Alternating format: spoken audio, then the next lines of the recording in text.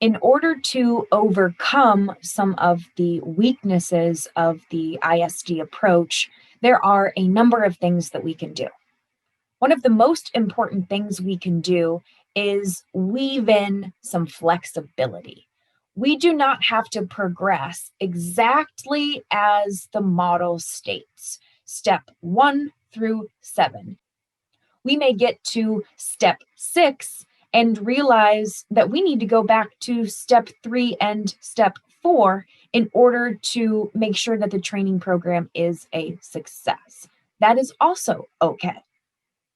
The training design process also needs to be flexible so that it enables the organization to adapt and maneuver to meet business needs. It can take months or even years to design truly effective training.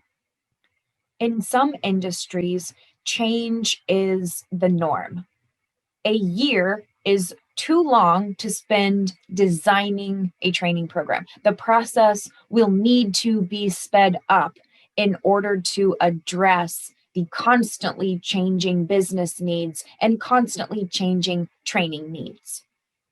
Some experts suggest that we spend less time focused on the steps of the process and focus more on making sure that different components are addressed. For instance, we know that training needs assessment needs to happen first, and training evaluation needs to happen at the end.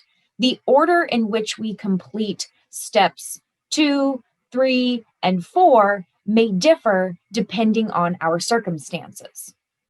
Steps 2, 3, and 4 may be completed simultaneously, maybe in a different order.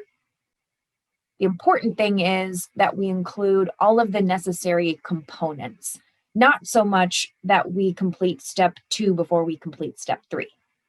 The instructional system design approach is just one way of thinking about training design. You may work for an organization that has their own approach, that has their own model. The main idea is that there is no one best way to design a training program. If we use a systematic approach like the ISD approach, we are more likely to get the most out of our investment.